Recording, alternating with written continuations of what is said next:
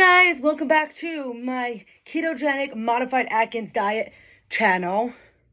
So we are doing part 4 of the cookbook introduction. I know, guys, it's going to be split up because it's going to take me a while. And like I said in the previous video, is that I will be starting this after Pesach, so I got to finish the whole introduction to the cookbook that I've been showing you, this one, before Pesach, and then over Pesach, I'm going to have to read the next cookbook, and then we're going to get to recipes, which you guys are going to get to see. You know, get to see the recipes while I'm making the food. So, let's continue reading. Dr. Key's Minnesota Starvation Experiments first document the effect of semi-starvation neurosis. His findings were that people who are on restrictive diets and are subject to persistent pangs of hunger constantly dream about food. They are obsessed about food. Unfortunately, that's me. And all they could think about is food. This behavior is not the same strange affliction of the obese. In fact, it's entirely hormonally driven and normal. It's the body's way of surviving. Once our body detects signs of hunger, it compels us to get more food. That's the reason why you are more likely to binge eat for dinner if you haven't eaten a decent meal during the day. Therefore, losing weight triggers two importantly bodily responses. First of all, total energy expenditure is immediately and indefinitely reduced in order to conserve the availability of energy. Second, hormonal hunger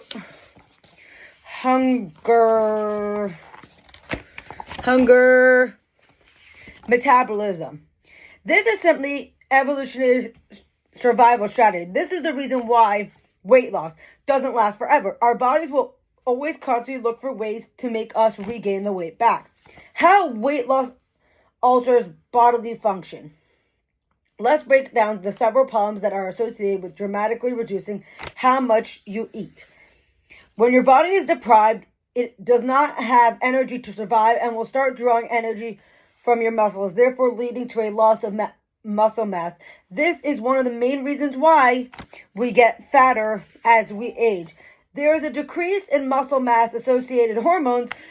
We also experience decreased leptin levels and low energy. Leptin is one of those hormones that driven the hunger and satiation signals of your body. Therefore, low leptin levels register as hunger signals to your brain. As you slim down, your body releases much less leptin, the fullest hormone. If you lose 10% of your body weight, leptin drops by 50%. So your brain is programmed to think that you have shed more pounds than you actually have. And it tells your body it needs more food and should burn fewer calories. This is the simple reason why weight loss plateaus occur and why maintaining weight loss is so difficult. When you're dieting, your body is forced to work on reduced number of calories per day. Eventually, your body adapts and it trains itself to live on whether calories it gets without losing weight. This is a built-in survival mechanism among mammals which serve as your body's way to protect yourself against starvation. Once you hit this weight loss plateau, it will become much more difficult to lose any more pounds. What's worse, you may even start gaining them back. This is known as the rebound effect. This rebounding effect happens when your body has adapted to much lower caloric level and ends up storing body fat when you revert back to normal eating habits. Just don't shoot the messenger when we tell you that the more you reduce your calories, the lower the chances you'll stick to it.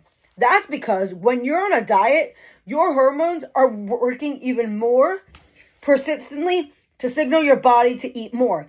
And on extremely restrictive and torturous diets, you are going to trigger a rebound effect that will cause you to gain back all the weight and more. Bottom line, diets don't work. If diets don't work, what will? A large percentage of dieters regain all their weight loss in a span of 3 years. Obesity researcher fails to reflect this truth because it rarely follows people for more than 18 months. This makes most weight loss studies very inclusive.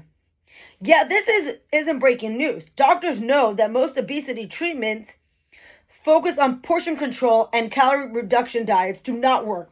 But why do they still promote these weight loss strategies and encourage people to eat less and move more? The answer is simple. Most doctors want you to believe that this faculty because it fuels the marketing campaigns of nutrition companies and large pharmaceutical corporations that are fat shaming to make money. They are trying to blame it on people's lack of willpower, but in truth, they're ignoring the role hormones play in our body's functioning, especially in body fat regulation.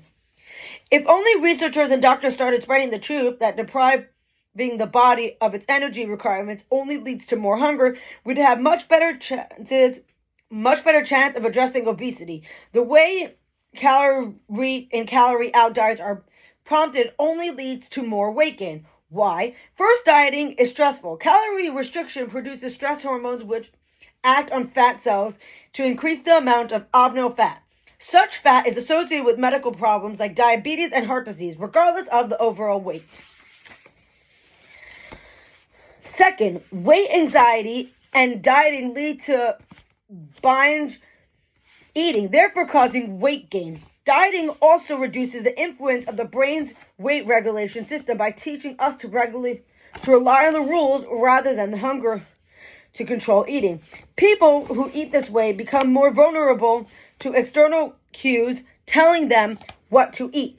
In modern environment, many of those cues were invented by marketers to make us eat more, like advertising surprising and the all-you-can-eat buffet. In addition, the evidence the dieting improves people's health is surprisingly poor. Calorie restriction is just not sustainable. Why weight loss doesn't last forever? Researchers suggest that one of the best predictors long-term weight loss is the number of pounds you lose in the first month of dieting. Yet, even if you manage to drop some excess pounds, the success you have in the first month will only have any relation to your success if you keep the weight off permanently. The simple truth is that your chance of keeping the weight off for 5 years or more is about the same as your chance of surviving metastatic lung cancer, approximately 5%. That's why you can lose the same 15 pounds every year during a certain time period and gain it back regular as a clockwork. That's just how the body works. Your hormones dictate your eating behavior and regulate your body fat ratio automatically, whether you like it or not. Even strong willpower cannot help you with that. So, if dieting doesn't work, what should we do instead? The answer is mindful consumption and clean eating. This means paying attention to the signals of hunger and fullness and eating food that's inherently good for you. It's time to focus less on weight and more on being healthy eating habits. It's time to focus less on weight and more changing behavior, establishing healthy habits and eating home-cooked food. Weight loss may not always be in your control, but healthy eating habits are. But doing the same thing you've always done is doomed to failure. Okay, guys, so this is it for now. I hope to see you in the next video for part 5. Like, comment, and subscribe if you want me to continue the introduction, which honestly is pretty boring. Anyways, that's it for today. I hope you enjoyed this video, and I'll see you in the next one. Bye!